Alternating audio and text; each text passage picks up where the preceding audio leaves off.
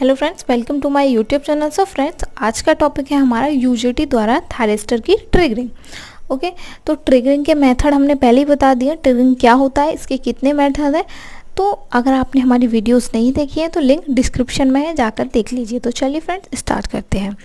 Triggering, तो triggering क्या होता है? SCR को ऑन करना। तो SCR को हम यहाँ पर यूजेटी के द्वारा ये ऑन करेंगे। यहाँ पर ये पहले हम जान लेते हैं कि इसमें कितने एनी इंस्ट्रूमेंट यूज़ किए गए हैं। तो ये है DC सप्लाई, लाइक बैटरी या कोई अन्य DC सप्लाई सोर्स लगा देंगे हम यहाँ पर। ये स्विच है, यहाँ पर स्विच लगाया गया है।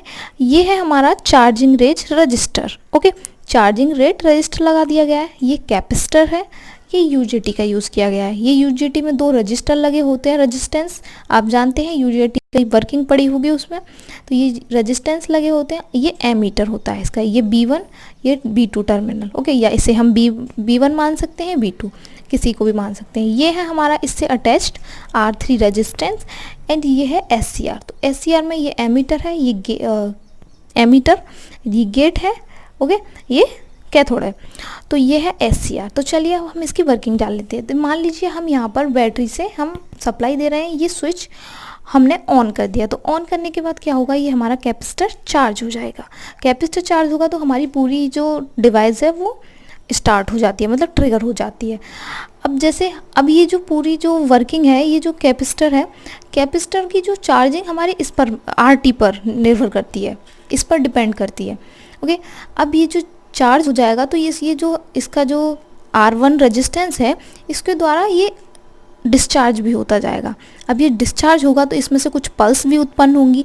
अब जो पल्स होंगी और जो इस अब यहाँ से तो पल्स मिलेंगी हमें डिस्चार्ज होने के बाद। अब यहाँ पर क्या होगा, ये जो एमीटर है यूजेटी का, ये एमीटर भी कुछ चार्ज हो जाएगा, क्योंकि यहाँ से हमारी सप्लाई जा रही है तो ये भी चार्ज होगा, ये भी चार्ज होगा, कॉमन सी बात है। तो ये चार्ज होगा तो इससे हमारे यूजेटी ट्रिगर हो जाएगा। ओके, यूजेटी और यहाँ से जो पल्स मिल रही है उसके द्वारा R3 हो जाएगा हमारा कंडक्ट। यहाँ से R3 मिलकर हमारा SCR को कंडक्ट कर देगा। ओके, तो ये तो है हमारी नॉर्मल वर्किंग, एक तरीके से नॉर्मल शब्दों में, जिससे कि हमें समझ आ जाए। अब हम जान लेते हैं नोट्स के तौर पर और हम अच्छे से। ओके, तो चलिए देखते हैं वर्किंग इसकी। वर्किंग स्टार्ट कर लेते हैं हम। इस सर्किट में SCR की ट्रिगरिंग के लिए यूजेटी रिलैक्सेशन ऑसिलेटर का यूज़ किया जाता है। मैंने इससे पहले वाले वीडियो में यूजेटी रिलैक्सेशन ऑसिलेटर के बारे में बता दिया है, तो हम इसका यूज़ हम यहाँ पर कर रहे हैं। जैसे ही स्विच ऑन किया जाता है, कैपेसिटर चार्ज हो जाता है। मैंने आपको बताया कि स्विच ऑन करेंगे तो कैपेसिटर चार्ज हो जाएगा, चार्ज हो जाता है उसे और वो डिवाइस को स्टार्ट कर देता है। और चार्जिंग रेट रजिस्टर पर निर्भर करता है। तो वो जो RT था हमारा, तो ये जो कैपेसिटर है RT पर निर्भर करेगा। इसको वेव फॉर्म के माध्यम से राइज टाइम के लिए दिखाया गया है। तो ये जो वेव फॉर्म माध्यम है, इसके लिए राइज टाइम के लिए दिखाया गया है। तो यूजेटी के एमीटर टर्मिनल भी वोल्टेज इंक्रीज होता है। अब मैंने बताया कि जब कैपेसिटर पे करंट जाएगी तो एमीटर भी बीच में पड़ेगा, तो उस पर भी वोल्टेज गेन होगा। ओके, इंक्रीज होगा, तो हमारा यूजेटी भी इनके ऑटोमेटिकली कंडक्ट कर जाएगा। तो इंक्रीज हो जाता है, जिसके यूजेटी ऑटोमेटिकली कंडक्ट करने लगता है।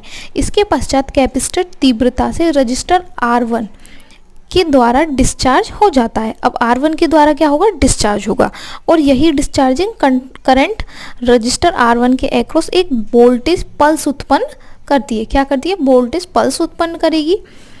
रजिस्टर R3 के द्वारा SCR की फायरिंग, जो R3 था हमारा, उससे अटैच था यूजेटी से।